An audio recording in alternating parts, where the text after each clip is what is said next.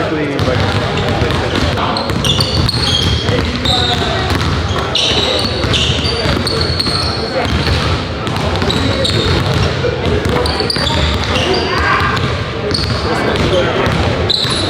Lonnie one. Hi everybody. Oh, what's up, y'all?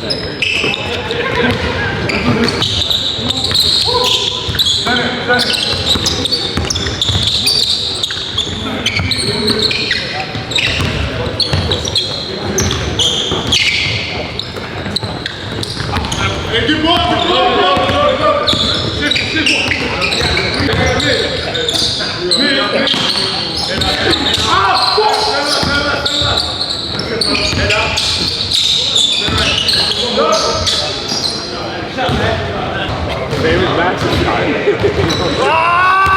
That was a switch. 10-8. You shot first. Yeah, that's crazy. Huh? You shot first. What did I?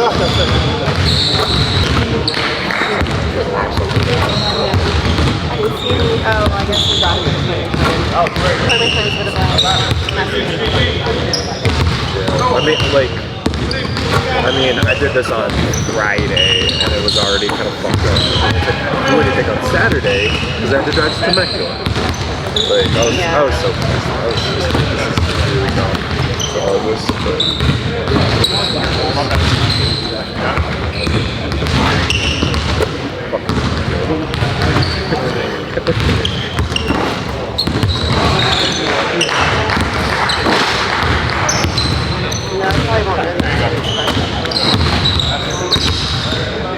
things you watch.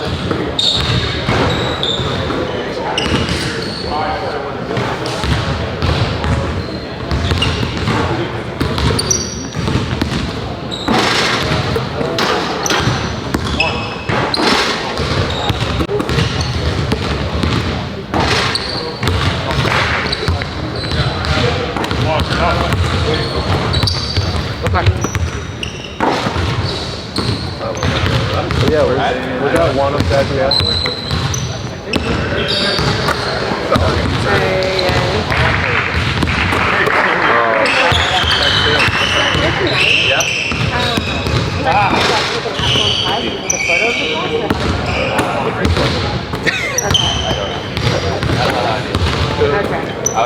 Come on, Noah. Alright. Okay. Come on, Noah.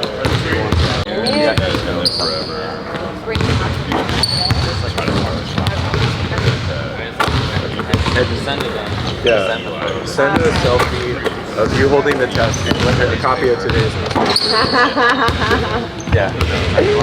Ron or Russ, do you find yourself mostly working off ball? Are there possessions where is there going to be a balance where you do play some one or you do some ball handling even with those guys on the floor? Yeah, it's going to be a balance. Me and Russ are interchangeable. So they'll start off as the point guard, initiate some offense, and I'll have times when I do that as well. So me and Russ are going to be playing the 1 and 2. Kind of within the game, it'll be mixed up, but 1 and 2 punch combo. Same. In this lineup, do you feel a lot of pressure to like be that spacing threat? Because you're one of the best three-point shooters on the floor statistically in that lineup. Is there more there to like hit threes and more pressure? No pressure. You just have to know your role with the guys you're out there with. And for me, I'll be a spacer. You know what I'm saying? With guys that's getting downhill like Brian and Russ. You know what I'm saying? Give them some space to open that floor up, and that's what I'll be there to do. You and Russ in the backcourt, how's that going to work defensively? You're 6. How tall? 2. Nope, you're wrong. 1. Oh, no. Oh, okay. 3. Put a Roman, come on now. 6'3". 6'3". That's all you, Mike. 6'1.5". Maybe 6'2". Okay, 6'5". You're 6'5". But neither one of you guys are 6'5" or 6'6". So what happens when you guys start playing bigger teams? Bigger guards? How do you think that's going to work out? I think it'll work out great.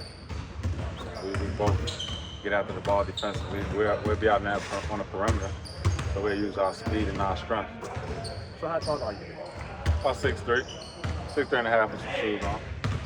Almost 6'4" shoes. The defense, what have you seen from the backline combination of Damian and AD? What does that kind of allow you guys to do with pressuring ball handlers, kind of knowing that you can funnel them to a couple 7-footers? Yeah, just knowing we have that back line of defense definitely gives us some confidence to get into the ball defensively and just cause some havoc out there on the perimeter. And if guys can blow by us and get downhill, we have some protection back there. Last question, if we have it. Just talking about, I watched a little bit of you guys' film from the scrimmages. You and Russ do a lot of guard-to-guard screen actions. Sometimes you see Damian in the corner 3 spot. Yeah. How is that helping with the spacing, like in terms of getting downhill for you guys? I mean, it'll work good with me and Russ screening for each other. If I screen for Russ, he's coming downhill on the guard, and they might mess it up. They might go with the shooter too and leave Russ get downhill to get to that basket. So it's a great combination, and we have different options out of it.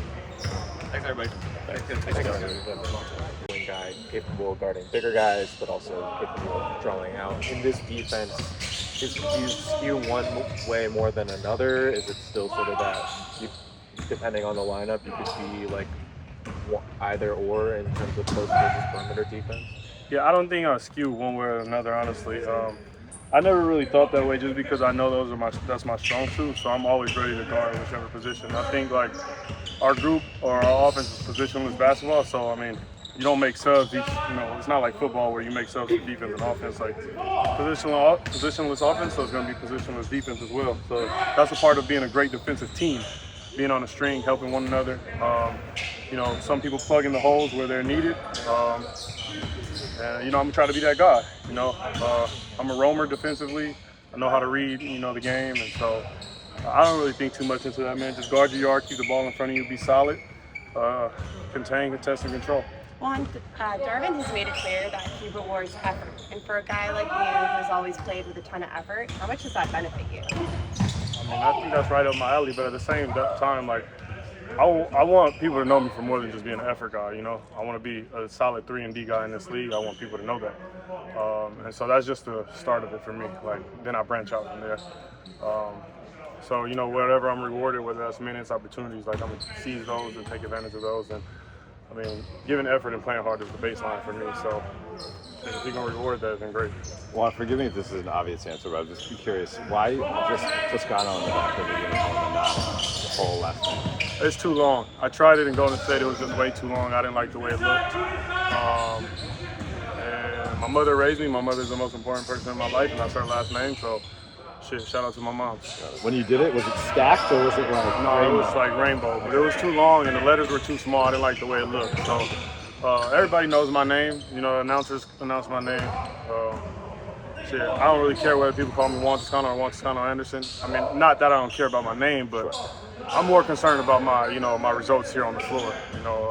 Being a great basketball player, being a great person. So, JTA, Juan Toscano Anderson, it's all the same to me. Do a couple more shoulder presses. All right, did you hit the weights today? Later. All right. For sure. You mentioned last week that you've been guarding AD a lot in the scrimmaging, and then we saw that the scrimmages on Saturday you were guarding LeBron. What's it like going up against those two every day, and how is that kind of pushing you defensively, just the challenges that both guys present? It is a challenge. I mean, they're great players. I mean, obviously everybody knows that. that full package, strong, athletic, great basketball players. And so, like, for me, I'm gonna step into the gym and try to challenge myself every day. Like, I can't sit here and talk about my defense and pride myself on my defense if I'm not trying to sharpen my iron every day. And so, I mean, that's a great opportunity. It's not every day that you get to, challenge yourself against someone like LeBron James and Anthony Davis and Russell Westbrook. And, so I'm always going to try to pick up the best player so I can prepare myself for that, to do that in the game. I know it sounds corny and cliche, but, like, if you fail to prepare, then you plan to fail, you know what I'm saying? So I'm always going to try to plan to be a better defender. I'm going to challenge myself and work at that every single day, because that's what's gotten me in this league, and that's, most likely what's going to keep me in this league. So I'd be a fool to, stray away from that. Juan, you talk about being ecstatic. I mean, I haven't seen a player ever come from the LMVP in Mexico and play in the NBA. And for you to be able to do that, like, playing on the Warriors and then now being on the Lakers, like, what can you say to, like, all the players? We just seen, the Suns just lose to a team overseas, and it was, like, big for the culture overseas. And you're part of that culture. So how does it, you playing with the Lakers and what you've had to go through over the years, how is it, being able to play your first game with the Lake Show? Yeah, well, what I would tell the players is just stay the course. I don't necessarily believe in luck. I think luck is preparation and, opportunity when those, two things, meet. And I was prepared for my opportunity when I got the chance for tryout with Golden State. I was prepared when I got the chance to be on two-way and I got the opportunity to play when some guys got hurt, and that's how I earned my contract. And so, we can't control everything in life, but you can control your effort, you can control your attitude, you can control your perspective every day. And control what you can control. So I would tell players that just stay the course and just keep trying to get better and keep taking advantage of your opportunities. But as for myself, like, I'm proud of myself because it was a long journey. It's been very hard, but I think about that stuff on a day-to-day basis, but I'm beyond that. Like, what I'm trying to do is, like I said, solidify myself in this league, like, where people know me as a 3-and-D guy. I'm not just a fringe guy. I'm not just, people are still trying to figure out what I can do. Like, this is the year where I want to establish myself and, help my team win first and foremost, because I'm a team first guy. But personally, like, I want to play well so I can have longevity in this league, so I can, get a big contract, 3-4 years, hopefully with the Lakers. I would love to, have longevity here in LA with this organization in this city. I think it's the biggest platform in all of sports. If not one of the top 3 biggest platforms in all of sports, one of the biggest brands in the world. Lakers is like Coca-Cola, and Nike. Everybody knows the Lakers wherever you go. So I would love to, stay here and, create a niche here and create a life here. So, but that's just me going back to stay in the course and, take advantage of the opportunity that I have. This is an opportunity, and I'm going to do my best to seize it. Quick follow on that, considering you said you'd love to have this platform lead to a multi-year deal. Considering you guys are playing the Kings tonight and Malik was able to show out last year with the Lakers and get that some more security. Did that factor in your decision making at all coming to the Lakers this summer, seeing what Malik was able to do last year with the team? No, not really. I'm extremely happy for him, but I don't really look at other guys and, because we're all different. Every situation is different. He's been in this league much longer than I have. He's more established. Like, our situations are totally different. So, no idea. You mentioned 3-and-D several times in business, but, there's a lot of guys on this team who I think are hoping for improvement in their three-point percentage. For you, after last season, the season before, you had a really good percentage. What's sort of your idea about, or maybe sort of reason for hope that number is going to get back to where it was the year before? Well, for me, it's not a matter of hope. I'm either going to do it or I'm not. And I'm going to put the work in every day to prepare myself. The year before that, I had many more opportunities. I took good shots. Last year was just different. Clay came back. My minutes were, I didn't know when I was going to play, and that's not, like, I'm not complaining about it by any means. Like I said in my press conference, it's Klay Thompson. Everybody's got to get the hell out of the way for Klay Thompson. This game is a game of rhythm. It's a game of confidence. Like, I'm going to get out here. I'm going to practice every day. I'm going to know when I'm going to play. I'm going to be ready to play. And like I said, it's not a matter of hope for me. I'm either going to do it or I'm not. And every time in my life I've, ran into a wall where I have to do something, and perform, I've always risen to the occasion, and I'm still confident in myself to do that. So I'm extremely excited. Like I said, I'm gonna put the work in every day, and either I'm gonna make the shots or I'm not. So it's not a matter of hope. Thanks, Juan. Yes, Juan. thank you guys. Appreciate it.